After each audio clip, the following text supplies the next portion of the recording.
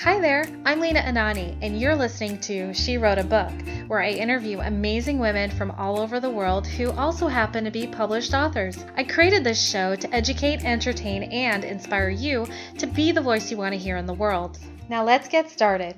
You are listening to episode number 84 of She Wrote a Book, and today I'm interviewing Kori Miller, author of the book Deadly Sins 3, a Dezeray Jackson miniseries. Private investigator Dezeray Jackson goes where the leads take her, and this time she's on the trail of a young former drug dealer who she wants to protect, a college kid with strange habits, and a thief who could cost her the one job she's always wanted. Kori D. Miller is the creator of sinfully scandalous mystery thrillers. Her Deadly Sins miniseries gives readers insight into Dezeray Jackson's past, the friendships she's formed, and the enemies who want her dead.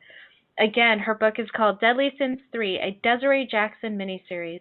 You can find the link to purchase her book in our show notes for this episode at SheWroteABook.com/84. So, Kori, it is such a pleasure to have you back as a guest on our show, and I'm really excited to learn more about this new book. First of all, let's dive into why did you decide to create a series for Dezeray Jackson? Well, Lena, thank you so much for having me back. I loved my last interview here on She Wrote a Book. It was so much fun. So this Deadly Sins series, this is obviously number 3, it was a way for me to get to know my character better, to write a series of short stories. And so they're not in chronological order at all, but they give you snapshots of, just snippets of what she was doing at a particular time. And in this particular one, for Deadly Sins 3, I bring in Clive Dixon. He's the former drug dealer. And he's a young guy who appears in Hush, the full-length novel, and then he comes up again in North Downing, the book that will be coming out in about a month, the second book in the full-length novel series. And so it's a way for people to just see who these other characters are in her life that are important to her and why they're important and why they became important to her. And Clive Dixon happens to be one of those characters. And so there's another character that comes up named Pearlie Santos, and so there's a few of them. So they're quick reads. Each of the short stories are about 5,000 words. So the Deadly Sins 3 is about 15,000 to 17,000 words, give or take, if I recall correctly. Oh, that's awesome. Okay, so these characters that you keep coming up with, can we talk a little bit about your process? Like, how do these characters come to life, and then what makes you decide to run with it and create and delve deeper into their backgrounds and story? Well, it's interesting. Some of them, they just kind of popped into my head. I mean, that's really what happened. So this Clive Dixon character, he just showed up in one of the stories I was writing, and I liked how the character was developing, and I thought, I think I need to explore him a little bit more, because I think I'm going to keep him around. Because I've said to other people who have asked me about my writing, they said, does she have a sidekick? Because so many private eyes have sidekicks. And I'm like, well, she doesn't have a really traditional sidekick. And it turns out that Clive Dixon is her sidekick. I didn't know that till I started writing more about him. But he's perfect, and he fits into her life in the way that she thinks about things perfectly. It's a really good match, and I'm learning more about that now because I have him. As I said, he's in Hush, but then he was in North Downing, and now he's in my third novel that I just started working on. And so I'm really seeing who he is as a character, and it's just fun. But that's what happens. I just sit down and I start writing things, and I can see when I just get a sense for it when a character really has more to say. And then I want to go after that, if that makes sense. It does. What does it feel like for you as a writer to develop relationships with these characters from your stories? A little strange.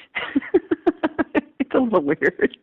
Yeah, because they become very real to the writer, I think. And so I can tell you everything you ever want to know about Dezeray Jackson, and I'm starting to be able to tell you anything you might want to know about Clive Dixon, because I'm getting to know him better.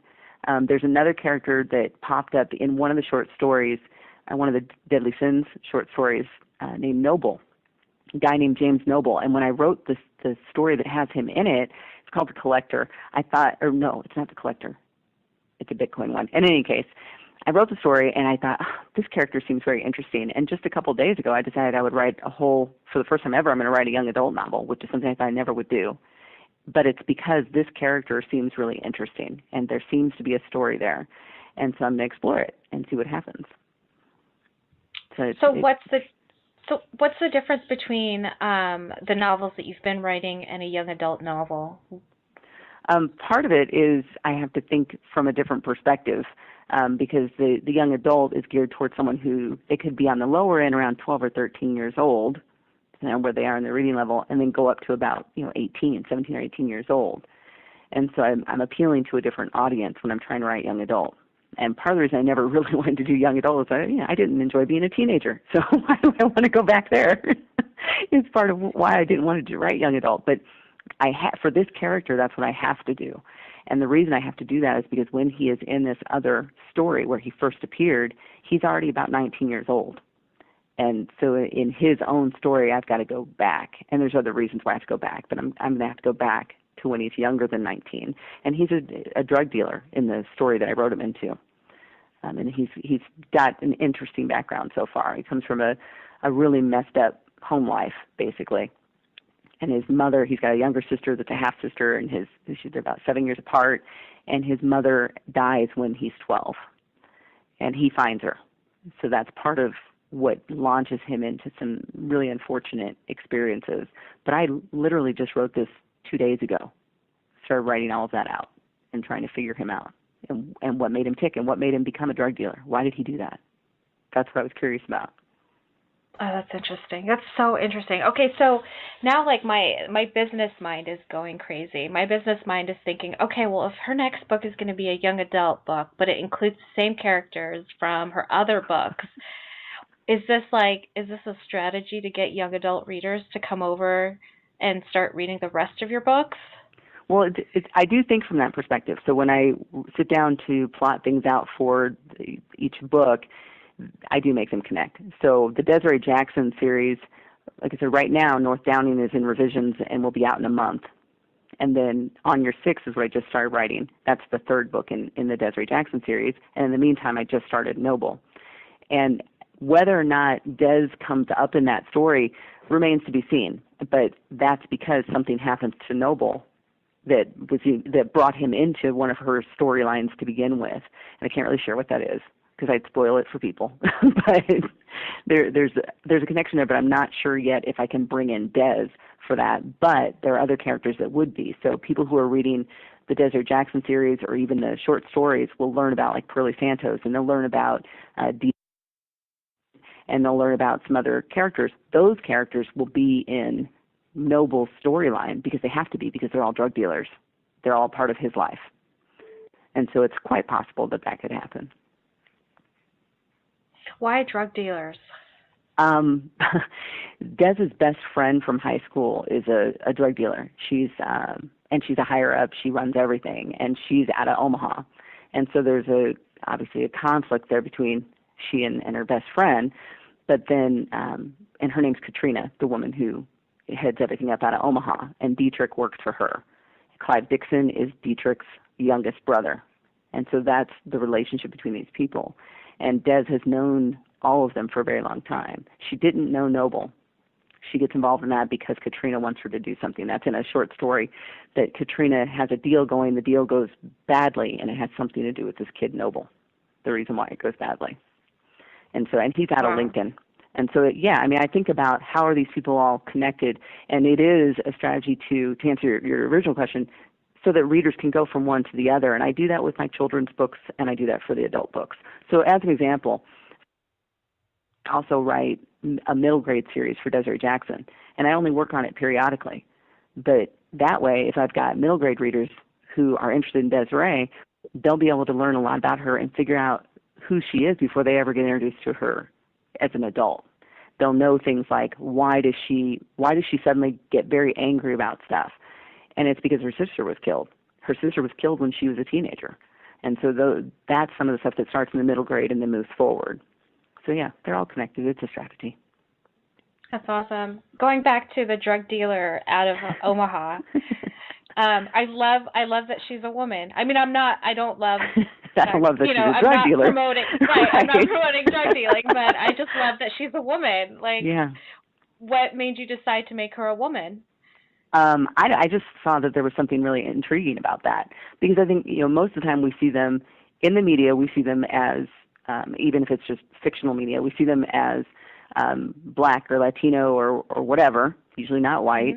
and then we see them as men. And if there's women involved, they're usually not a higher up. And I specifically wanted to make that different. And so Katrina is a tall, model-like blonde woman. And she meets, the reason Dezeray and Katrina meet is early in their life. They meet as teenagers because Katrina's getting chased down by somebody, and she runs into Dezeray Jackson's parents' dojo to get help, and Dezeray's there to help her.